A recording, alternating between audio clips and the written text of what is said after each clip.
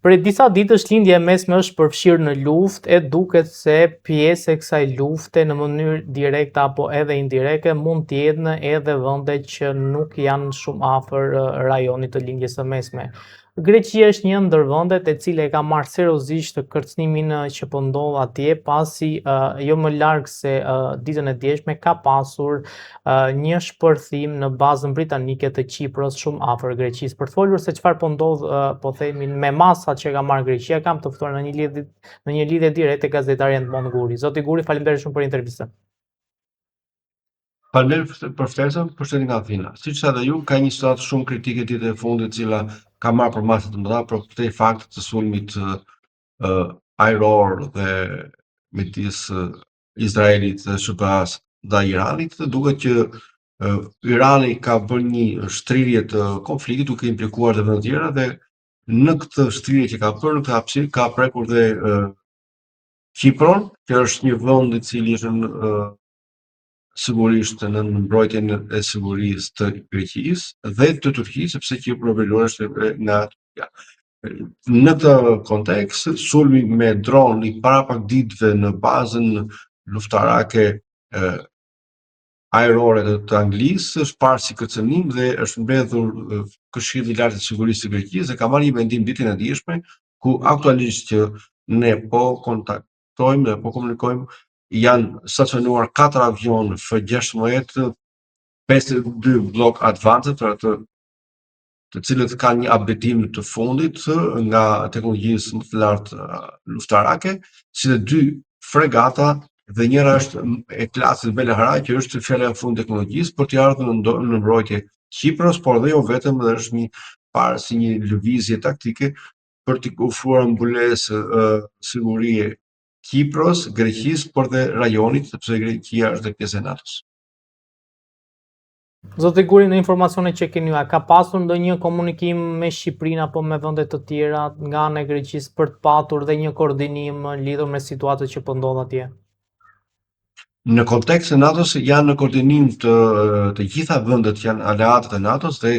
kjo është vëre edhe nga kontaktet shpeshta që ka pasur ministri i mbrojtjes i Turqisë, ministri i jashtëm i Turqisë, por vetë presidenti Erdogan, si dhe e gjithë elita politike dhe ushtarake e Greqisë me gjithë vendet aleate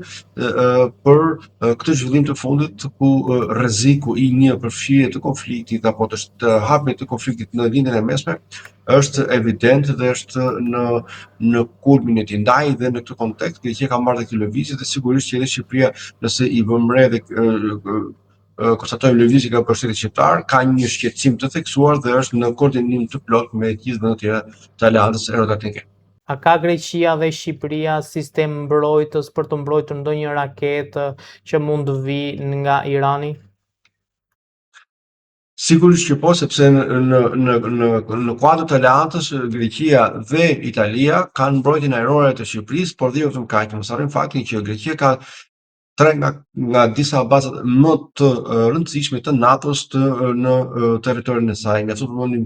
bazën e Sudës në Kretë, në Pelopones, në Larisa, por edhe zona të tjera ku janë stacionuar sisteme më të sofistikuara ajrore dhe kundërajrore raketore të NATO-s, të cilat janë vënë nga dëshmëri të plotë për të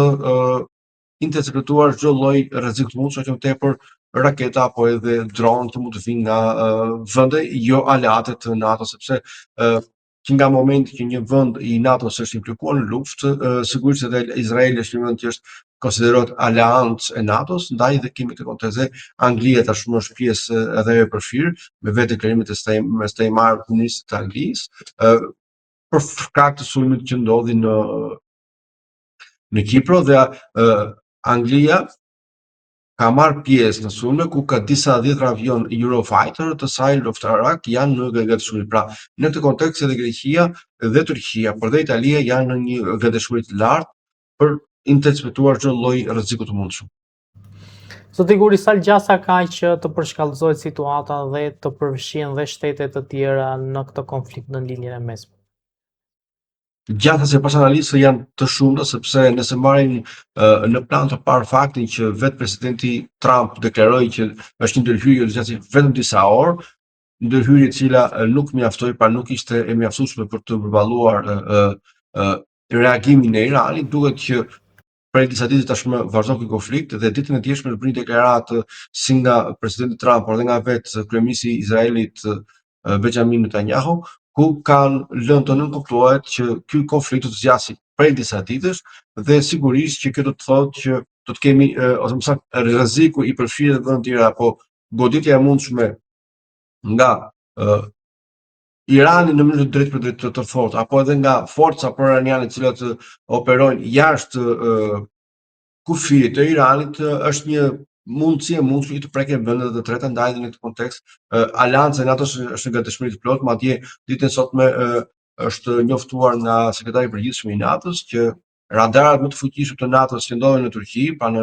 të gjithë rajonin e Evropës Juglindore dhe të Azisë, janë në gatishmëri të plotë dhe janë vënë në gatishmëri të plotë të gjitha sistemet kundërore apo raketore që janë në mbrojtje dhe në identifikim dhe interceptimin qoftë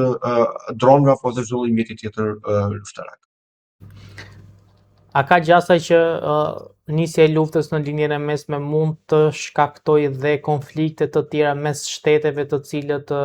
prej disa vitesh kanë konflikte të hapura, le të themi, njëra me tjetrën?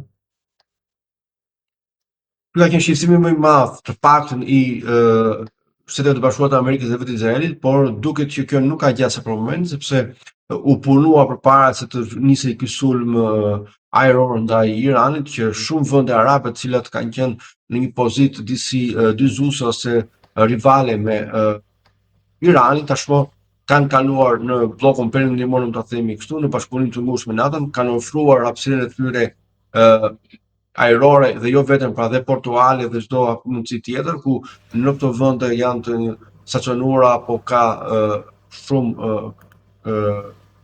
të themi pika strategjike nevralgjike dhe aeroporte ushtarake të Shtetit Bashkuar të Amerikës të Izraelit, por edhe vende të tjera të cilët kanë qenë aleate të Iranit dhe mund të ishin një potencial për të përfshirë në konflikt. Lufta e gjatë në Palestinë dhe sulmet e Izraelit ndaj këtyre vendeve thuajse e zeron mundësinë që të kemi një zgjerim apo implikimin e vendeve të tjera. Mund të ketë konflikte, si thonë gjithmonë analizë ushtarak, por fuqia ushtarake e vendeve aleate, përfshirë SBA, Izrael, Kipro, Greqi, Itali apo e gjithë bloku i NATO-s është shumë herë më i lartë, shumë më fuqishëm dhe janë në gatishmëri, kështu që është i vogël rreziku i shtrirjes apo i zgjerimit të mëtej të vendeve të tjera që mund të përfshihen në këtë betejë të fundit në të luftës, e cila është vërtet shqetësuese. Kam dhe pyetje fundit, parë e gjithë situatën çfarë po ndodh në linjën e mesme dhe po themi rritjen e tensioneve dhe në vende të tjera, a mendoni që ka ardhur koha që Shqipëria të mendojë seriozisht edhe për një mbrojtje më të mirë dhe për një ushtri pak nivel më të lartë dhe të ketë mundësi ta mbrojë veten? Shqipëria edhe një herë e gjeti veten të pamundur, të pambrojtur, vetëm me mbrojtje të deklaratave të politikanëve shqiptarë që njerëzit treguojnë që për 35 vjet ushtrinë shqiptare e lanë mëshirë të fatit, e dëmtuan, e parë si një të themi një pjesë ku mund të përfitonin shumë, sepse janë gabuar prona, janë prishur repartë ushtarake, u rënua ushtria, demontimi i armëve, vërtetëti i armëve, pra një histori aq e dhimbshme që nuk ka një vend analog në gjithë botën në këtë aspekt. Dhe kemi luftën e parë, pra betejë prej disa vitesh Ukrainë-Rusi, ndërhyrje që e gjeti Shqipërinë të befasuar, lufta në linjën e mesme, por dhe kërcënimi potencial i Serbisë, edhe pse Imri është një vend në Ballkan, mos harrim fakt që Serbia prej vitesh tashmë, prej dekadash, armatoset dhe është vendi më i armatosur të pak në Ballkan dhe siç e pohojnë në vetë analistët dhe statistika tregojnë që Serbia është një nga vendet më të armatosura me sistemet më të fundit të teknologjisë, si me raketa kundërore, me aviacion luftarak edhe kështu me radhë. Por Shqipëria është evoluar në drejtim, duket që ka një lëvizje e kohët e fundit, por nuk e di sa kjo është e mjaftueshme dhe nëse e ka tashmë kapacitetin, potencialin, vullnetin dhe aftësinë që Shqipëria të bëjë një kthim të fuqishëm, jo politikisht, por ushtarakisht, me qëllim që të merrë realisht dhe të ketë një mundësi të ringrej nga e para ushtrinë e saj me të gjitha ndryshimet drastike që ka pësuar dekadën e fundit e gjithë të themi formati ushtarak në gjithë botën, sepse tashmë nuk bëhet fjalë për ushtri komerciale, ushtri të mëlefillt si dikur, por bëhet fjalë për një teknologji të avancuar, gjithçka ka kaluar në teknologji dhe sigurisht në këtë drejtim duhet edhe Shqipëria të ushtrojë më shumë fokus dhe vëmendje. Gjithmonë mendoj në bashkëpunim me aleatët të cilët janë të gatshëm mendoj të ofrojnë teknologji, mbështetje apo suport dhe aq më tepër Shqipëria duhet të shikojë anën ekonomike sepse një shtet pa ushtri është një shtet inekzistent apo një shtet i dobët dhe i gjithmonë i lehtë për tu për objekt nga vende armike. Zoti Guri, faleminderit shumë për intervistën. Ishte kënaqësi, unë ju falenderoj.